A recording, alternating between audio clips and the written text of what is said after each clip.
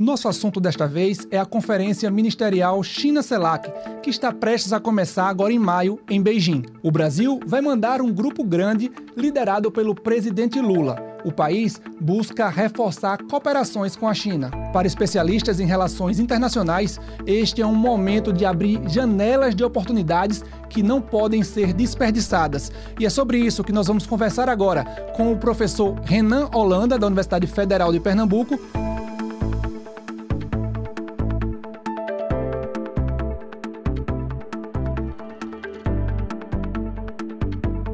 e da Unicap, o professor Thales Castro.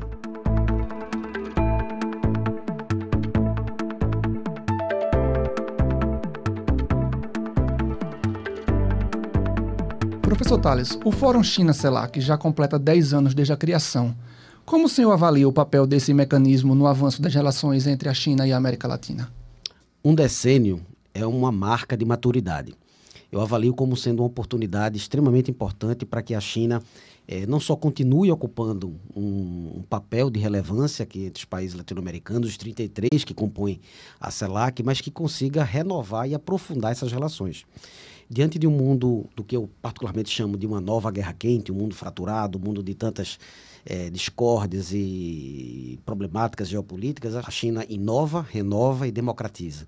E esse papel na América Latina faz com que haja uma partilha equidistante, não é, desses ideais. Então a CELAC, nesse momento aí de primeira década, com relação com a China e a América Latina, é um momento de maturidade e de renovação. Professor Renan, você poderia pontuar, então, alguns dos principais progressos alcançados na cooperação econômica, na parte de investimentos, infraestrutura, a partir dessa relação?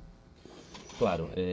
Eu entendo que o traço mais saliente dessa relação entre a China e as mais de 3 dezenas aí de países da América Latina e Caribe é o comércio, sem dúvida nenhuma, né? Ao longo dos últimos anos, particularmente na última década e meia, a China se converteu no principal parceiro, ocupando as primeiras fileiras da parceria comercial. Mas, além disso, esse adensamento da parceria também se observa em nível bilateral por meio de acordos de livre comércio. Eu diria que a gente tem observado e testemunhado em primeira mão tanto um adensamento da cooperação da China com os diversos países da região, como também uma ampliação de temas, né, de tópicos a serem tangenciados por esses elementos de cooperação e também uma ampliação de atores. E entendo que, no frigir dos ovos, o traço mais fundamental de tudo isso é a cooperação people to people, né, como dizem, né, a cooperação entre pessoas, né, o intercâmbio acadêmico, cultural. Então, para além dos elementos mais tradicionais da cooperação econômica, eu diria que a cooperação interpessoal tem se revelado um traço muito pujante também da cooperação China, América Latina e Caribe. E falando nisso, quais são as suas expectativas, né, para essa próxima conferência ministerial do Fórum China-CELAC? De fato, a cúpula ela vai nos mostrar o nível avançado de concertação entre a China e os países da região em torno de alguns temas específicos, particularmente no que diz respeito a mecanismos de reforma de governança internacional, um certo posicionamento frente ao atual contexto das tarifas, de guerra comercial, de uma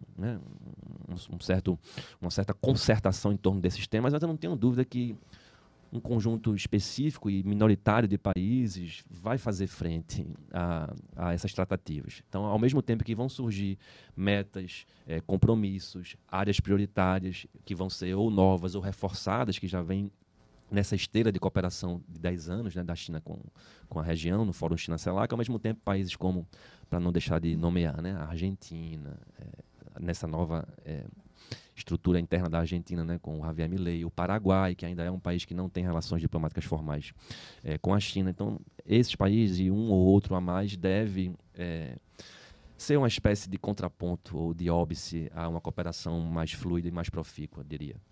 Vocês falaram já aqui que a China é, de fato, o maior parceiro comercial de vários países aqui da Latinoamérica, né? Mas, professor Thales, como é que o senhor avalia que essa cooperação econômica e comercial, ela pode ir além da troca de recursos por produtos manufaturados e avançar para áreas de maior valor agregado, como energia verde e economia digital? Eu acredito que é necessário sempre repensar e transformar aquela velha cadeia extrativista, mercantilista, né, que de fato pautava as relações econômico-comerciais da América Latina nas últimas décadas. Quando se faz essa transformação, né, superando naturalmente esse entrave histórico, você naturalmente agrega valor nas relações mais paritárias com esse grande parceiro do Oriente, que é a China. O que a gente observa é que a Casa Branca, né, e não é desta gestão ou da anterior, mas ao longo dos últimos anos, não tem tido uma política latino-americana muito clara, a não ser quando se olha para a fronteira, né, dos 3.200 quilômetros ali de fronteira entre México e Estados Unidos. Essa ausência de uma política, de um engajamento claro com relação à América Latina, não só gera um vácuo, e na política internacional, vácuos de poder são rapidamente preenchidos com outras dinâmicas, outras forças, outras alternativas, outras soluções. Nisso, a China, de fato, ocupa esses espaços, promovendo uma agregação de valor nessas trocas comerciais. E biotecnologia, áreas sensíveis como nanotecnologia e áreas correlatas fazem uma mudança desse relacionamento, colocando a China em parceria com esse vasto continente de grandes oportunidades que é a Latinoamérica. É isso aí que eu queria que vocês dois pudessem comentar. Renan até já mencionou o investimento em infraestrutura do porto de Xangai, no Peru. E aí, com isso, também tem a possível construção da ferrovia bioceânica Brasil-Peru, né? Como é que vocês falam da importância para o Brasil desses dois instrumentos, né? Tanto o porto de Xangai quanto a ferrovia? Eu acho que o Porto de Xangai, recentemente inaugurado, com a presença do presidente Xi Jinping, é um marco. É um marco de um novo relacionamento comercial com base na infraestrutura.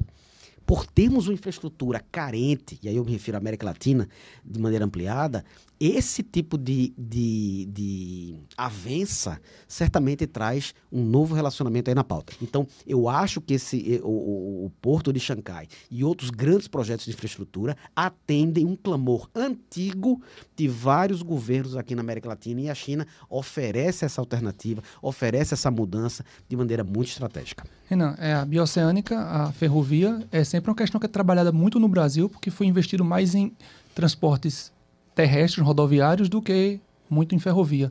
Você acha que é um bom investimento para a China fazer aqui no Brasil? Com certeza.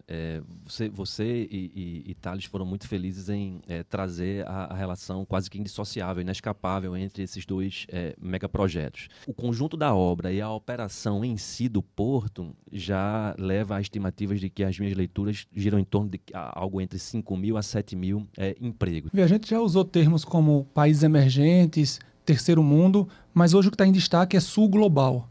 Como é que o senhor vê, professor Thales, o papel dos países latino-americanos desempenham nesse grupo? O sul global, ele contém, naturalmente, uma capacidade inclusiva muito maior. Pensar em infraestrutura no sul global é pensar numa prioridade dos países que têm essas necessidades.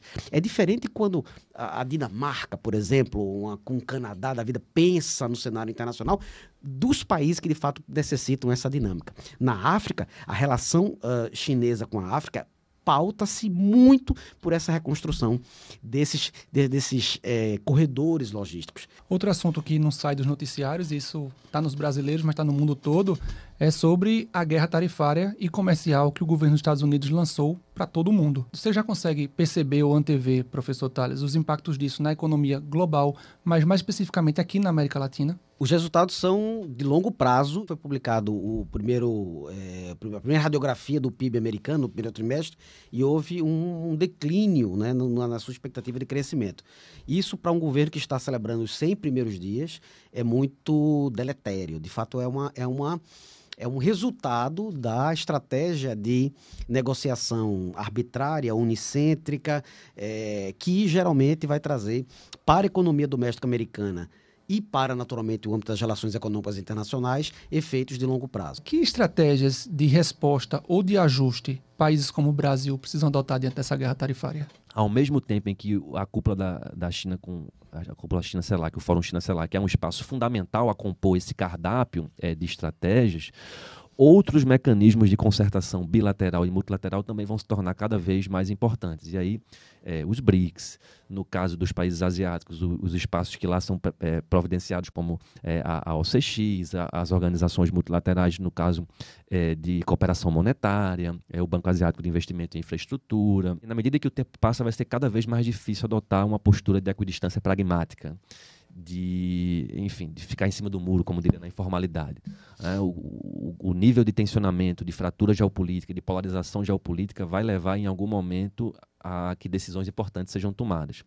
E até aqui, me parece que é fácil identificar que lado deveremos estar quando a corda puxar de forma mais incisiva, eu diria. E para a gente finalizar, rapidamente, como é que vocês avaliam que a cooperação China-América Latina pode fortalecer a resiliência das cadeias de suprimento e reduzir também a dependência de um único mercado? É necessário ter uma política pragmática de inserção macroeconômica múltipla, PPIMM, uma estratégia que a China, de fato, desenvolve e que a América Latina precisa cada vez mais adotar. Essa política pragmática de inserção macroeconômica múltipla, ela, de fato, mostra imensos canais de valorização do local, de proteção da biodiversidade, de geração de emprego e renda, de integração, por exemplo, do Mato Piba, região do Maranhão, Tocantins, Piauí e Bahia, que é a nova fronteira agrícola, que hoje utiliza um porto que não tem infraestrutura necessária para o escoamento da soja, que é o porto de Itaqui, no Maranhão, parte também o porto de Pecém, e que vai ser ressaltada como vetor de desenvolvimento econômico e de transformação agrícola. Então, nisso é um marco de transformação absolutamente vertiginoso. Para além da concertação diplomática, para além da inovação tecnológica, para além das disputas geopolíticas, o dia a dia de Seu João, Dona Maria, de várias famílias brasileiras, bolivianas, peruanas, é isso que importa, e eu não tenho dúvida que o direcionamento dos chineses e de boa parte dos países aqui da América Latina tem centrado, esforços para que a cooperação interpessoal e os benefícios, de pessoa a pessoa sejam, de fato, mais tangíveis a partir de todo esse conjunto de novidades que estão se processando em ritmo tão rápido. Nós conversamos com o professor Renan Holanda, que é da Universidade Federal de Pernambuco, e também o professor Thales Castro, que é da Unicap, aqui também em Pernambuco. Muito obrigado pela participação de vocês. Uma satisfação. Um abraço. Do Recife, Luiz Boaventura para China Global Television Network.